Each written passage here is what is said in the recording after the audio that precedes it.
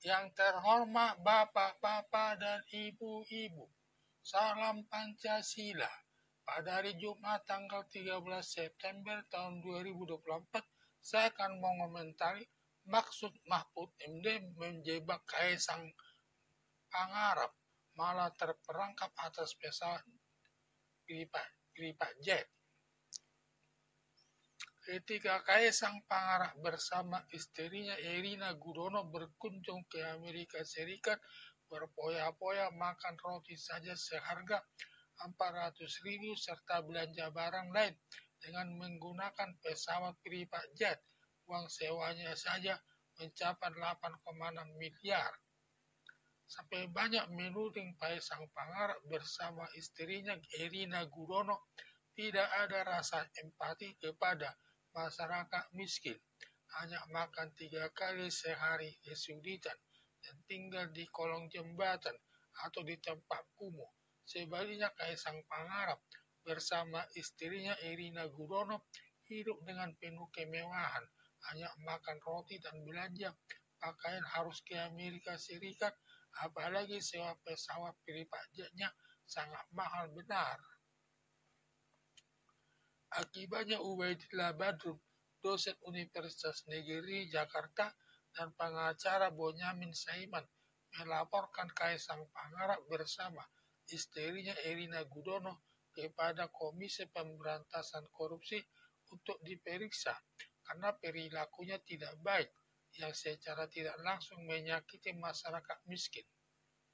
Lalu Mahfud MD mengomentari bahwa perbuatan Kaisang Pangarep hidup berpoya-poya naik pesawat private jet merupakan perbuatan gratifikasi, digolongkan perbuatan korupsi yang tidak merugikan uang negara.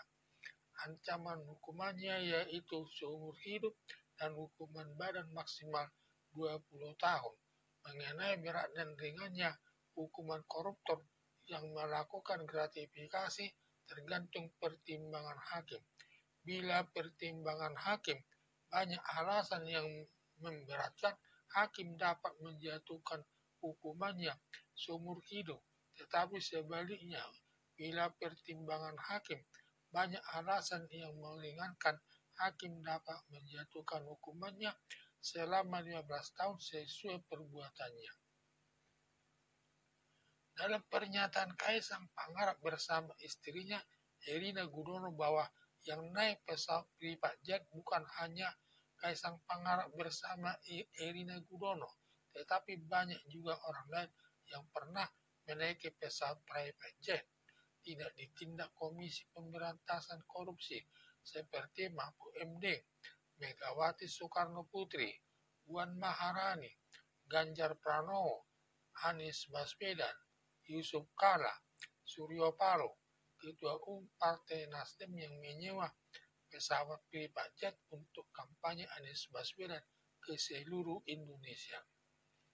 Akibat pernyataan Kaisang Pangarep bersama istrinya, banyak pejabat negara yang terperangkap naik pesawat private jet tersebut, dan semua yang terperangkap tersebut benar-benar pejabat negara yang diduga terlibat melakukan perbuatan gratifikasi yang digolongkan masuk perbuatan korupsi. Sedangkan Kaisang Pangarep bersama istrinya Erina Gudono bukan seorang pejabat negara, hanya Ketua Umum Partai Solidaritas Indonesia, bukan seorang pejabat negara.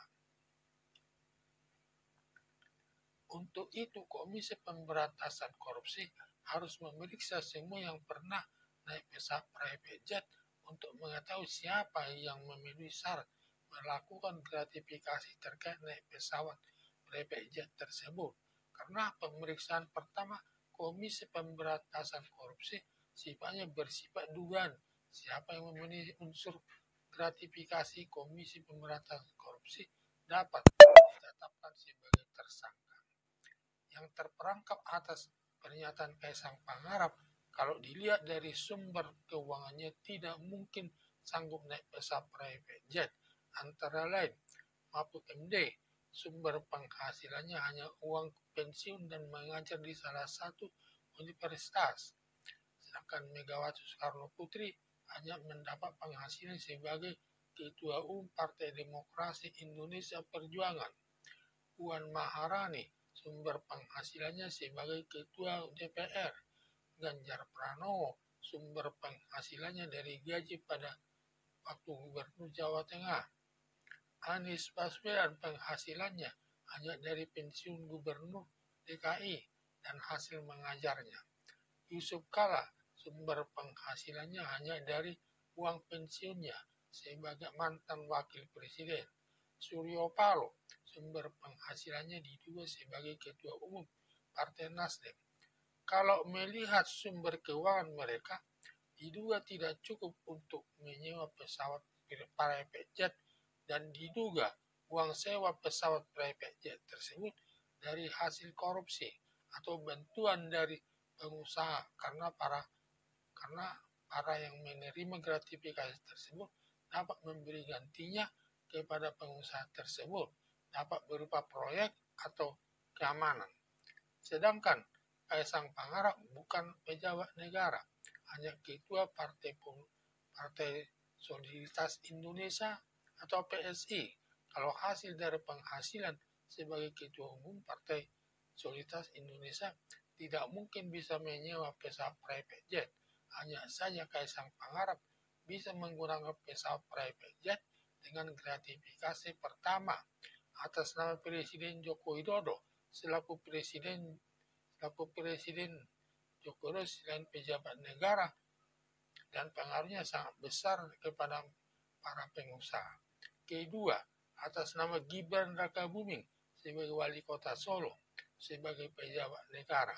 Ketiga, Bobi Nasution, ipar dari Kaisang Pangarap sebagai wali kota Medan, Sumatera Utara selaku pejabat dan ketiga, keluarga Kaisang Pangarap dapat memberi imbalan kepada pemilik pesawat private jet tersebut berupa proyek untuk dibangunnya sendiri.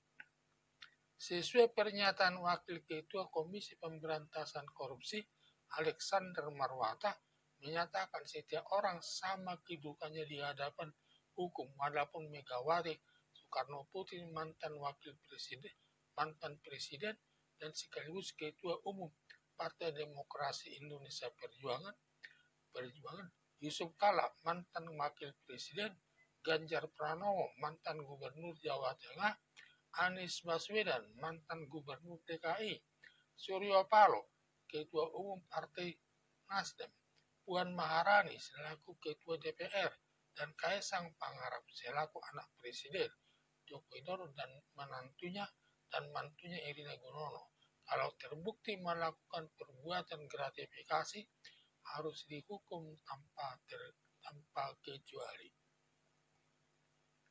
Karena negara Indonesia sebagai negara hukum, bahwa hukum itu sebagai panglima yang tertinggi dari seluruh lembaga negara. Bahkan hukum itu lebih tinggi dari presiden atau lembaga kepresidenan yang diwujudkan lewat keputusan hakim di pengadilan. Harapan saya bila benar para pejabat negara seperti Megawati Soekarno Putri, Yusuf Kala, Ganjar Pranowo, Anies Baswedan, Suryo Paloh, Puan Maharani, atau bukan pejabat negara seperti Kaisang Pangarap bersama istrinya Erina Gudono terbukti melakukan perbuatan gratifikasi sebagai perbuatan korupsi, harus dihukum tanpa kecuali sesuai asas hukum pidana. Siapapun sama kedudukannya di hadapan hukum, dan hakim tidak boleh diskriminatif dalam menyelesaikan perkara pidana, dalam arti sama-sama melakukan gratifikasi dan sebagian ditangkap dan ditahan serta diproses sesuai hukum ke pengadilan, sedangkan sebagian lagi tidak diproses sesuai hukum yang berlaku atau dibebaskan. Sekian dan terima kasih.